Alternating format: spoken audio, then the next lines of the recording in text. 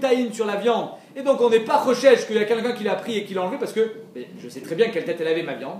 Mais si tu l'as pas attaché et qu'en plus il était à souk sugiato, donc c'est pour ça que là on est recherche. Donc, verchikamar, les i atalita. Si c'est toi qui l'as pendu, tu as un siman. Velo masarta data chmine, et tu n'as pas fait eser hadat, et donc ça ne s'appelle pas basar shnitama minayin zil shkol. Va le prendre.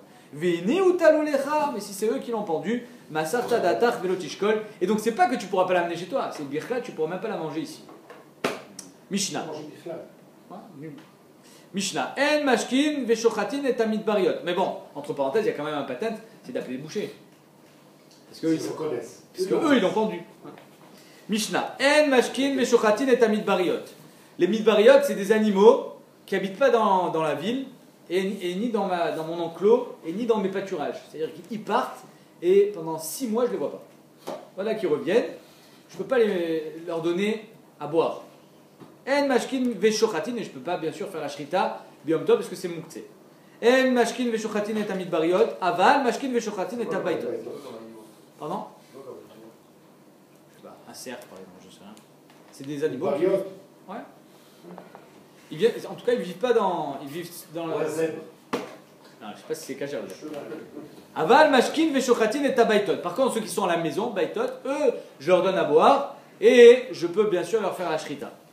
Elouen baitot, à la note baïr, ceux qui dorment en ville. C'est-à-dire que même si en journée, ils vont, comment on dit, pâturer, gambader, être, paître, voilà. Le soir, ils rentrent à l'enclos. Maintenant, midbariot, à la note ba'afar. Eux, ils dorment dans le midbar. Ils dans le afar, ils ne sont pas à la maison. Alors ici, on a une marquette très intéressante. C'est quoi en mashkin veshochatin?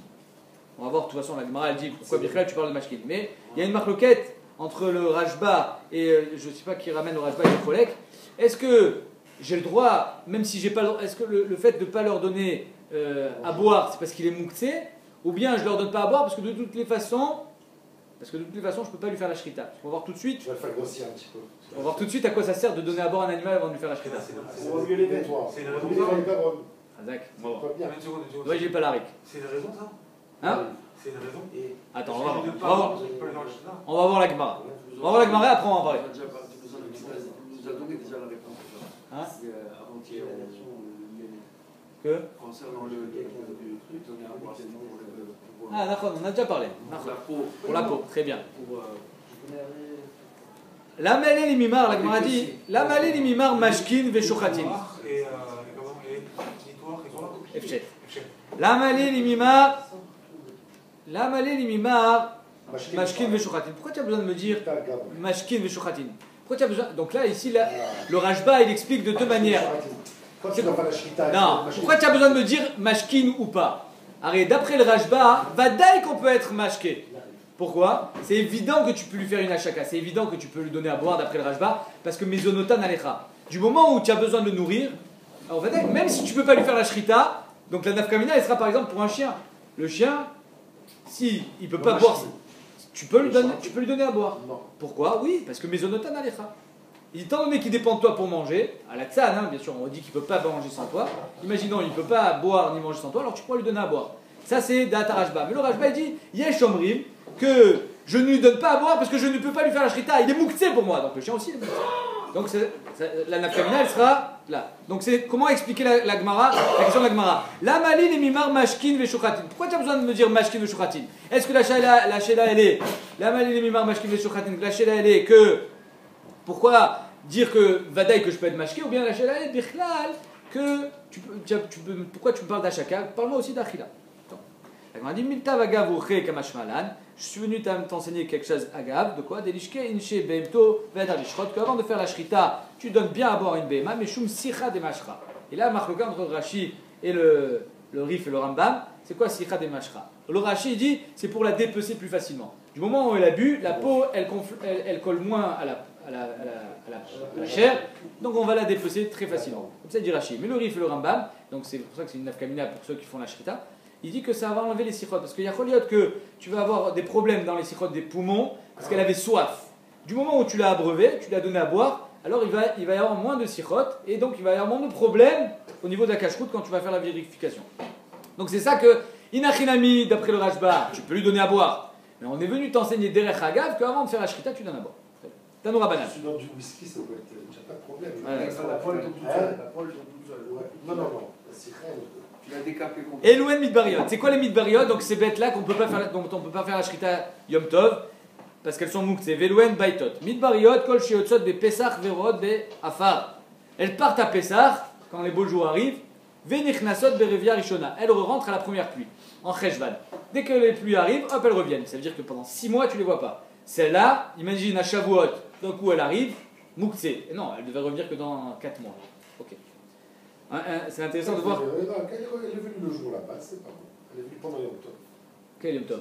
Oui. Mais on te dit qu'elles partent après Pessah, elles reviennent avant Sukkot.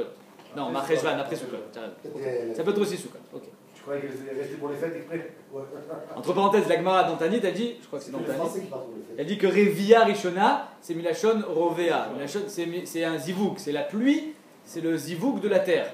C'est-à-dire que la pluie, elle vient, elle fertile la terre pour faire sortir. C'est pour ça qu'il y a marqué Revia Rishona.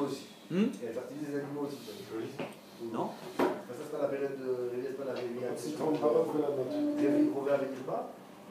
Non, on a emprunté le Lachon. Ça veut pas dire que la C'est pluie. sûr qu'on y reste c'est pas parce que c'est la période de fécondation et qu'elle Ah non, peut-être, mais en tout cas, j'ai pas vu. Velouen Baitot, c'est quoi Baitot qui ne sont pas mouktet? Kol Sheotzot Verot, Routz la Troum, ou Baot Velanot Betoch la Troum. Donc ça, c'est un chidouche. C'est-à-dire que peut-être pendant Yom Tov, il y a Choliat qu'elle va partir Michoutz la Troum, mais elles vont revenir la nuit. Et donc, c'est pour ça que tu sais que tu pourras la faire la shrita, et ça, c'est pas moukté.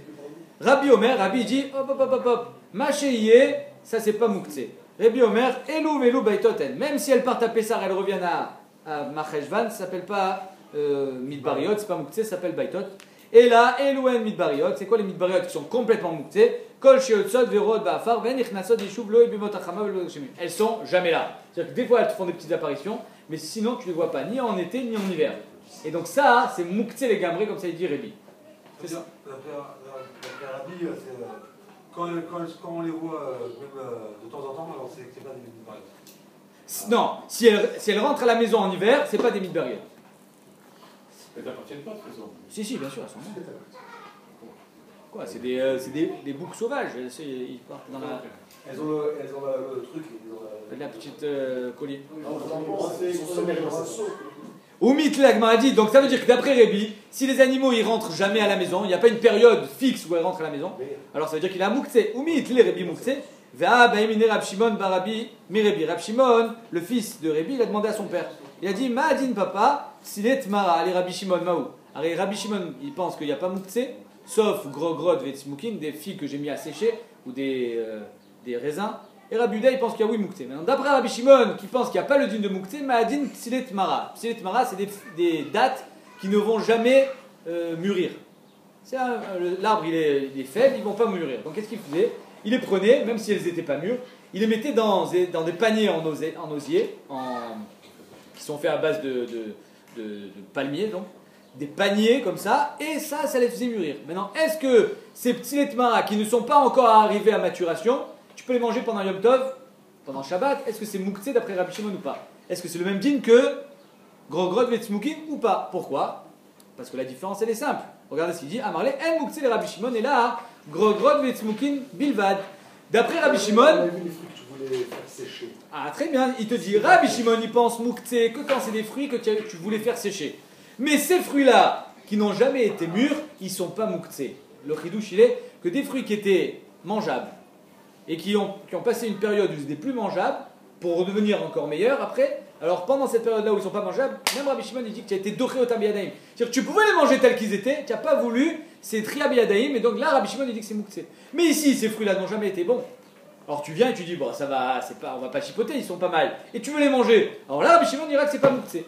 Pourquoi? Parce qu'ils n'ont jamais été exclus, n'ont jamais été raouilles et ensuite exclus. Donc qu'est-ce qu'on voit ici? Que Rébi, il pense comme Rabbi Shimon. Si Rébi, il pense comme Rabbi Shimon, il pense qu'il n'y a pas le din de mouktsé. S'il n'y a pas le din de mouktsé, même les midbariot, même s'ils rentrent jamais à la maison, du moment où il est venu, c'est moutard. Rabbi Shimon, il est matière, un animal qui est mort pendant Shabbat, il est matière de le donner, c'est pas nolad pour lui. La nevela qui est chez Metabium Tov. Donc si Rabbi Shimon ne pense pas le din de Mouktsé, comment ça se fait que Rébi, il a oui le din des Midbariot? Est-ce que